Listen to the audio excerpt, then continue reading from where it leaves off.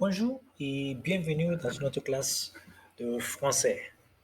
Hello and welcome to another French class. And today we're going to be looking at the verb avoir, which is one of the most key verbs in French um, because it's used in almost every sentence. All right. Now, there are a number of other ones as well. We're going to be looking at those.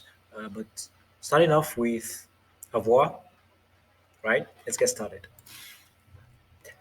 So in the present tense, the verb avoir is pronounced if you want to use it in various for different persons, as they say.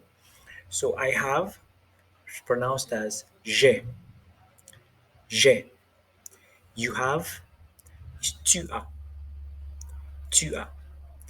He has, il a. She has, elle a. We have, nous avons. You have, vous avez. They have, ils ont. They have, elles ont, elles ont. All right. Now you notice that there seems to be a number of repetitions in here. Well, that's in English, right? But actually, there's no error here. Everything's as correct as it's supposed to be. Why? Because, for example, as you might have noticed, and as we discussed in our previous class, tu is an informal way of saying you, right? That means you know the person or the person's younger than you or you're friendly with the person. Then you use tu. So tu as would be you have. Now when you use vous avez, that shows a lot more respect. It shows maybe the person is a stranger, the person is older than you, probably your boss at the office. Yeah. So you in those kind of scenarios you use vous avez. Likewise, you notice ils ont and elles ont, right? Now, these are plural forms of il a and elle a, all right? But there's a little difference in here. These plural forms obviously refer to a group of people. Now, ils ont would be, yes, you got that right, a group of men, group of boys, group of males, right? Likewise, elles ont. But there's something quite interesting here, right? So, usually in French, if you have a group of, say, gentlemen, boys, men, males, and there is one female in that group, for example, or more than one female, that group will still be referred to as is, right? So it will still be said as ism, they have. But the difference here is that if there's a group of ladies and there just happens to be one male in there, even if that male is probably a young child, ism will most likely still be used, right?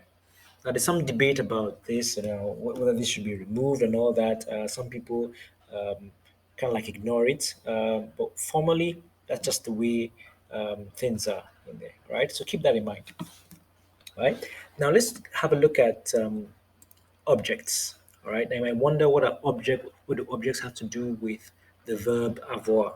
Well, we'll have a look at some objects um, and how they pronounce in English and French. All right. And I'm going to do something quite interesting. So let's go. So, for example, objects at home, a chair is a chaise, table, la table, bed, le lit, a fan, le ventilateur. Television could be pronounced as le télé or la télévision, la télé or la télévision. Radio is radio, car, voiture or car, fridge, frigo, frigo, and there are many more objects, right? So, pop open your dictionary and just look for um, the French meaning of um, objects, appliances, or whatever at home that you know of or that you have. All right. Likewise, let's pop up to, for example, school or work. Right. A book is cahier, pen, stylo, pencil, crayon, computer, usually referred to as ordinateur or a laptop, portable, a bag, sac, printer, imprimeur, telephone or, or mobile phone. It's called a telephone, or some also say portable as well. Portable. Suitcase, mallet. Okay, so these are just some objects. All right.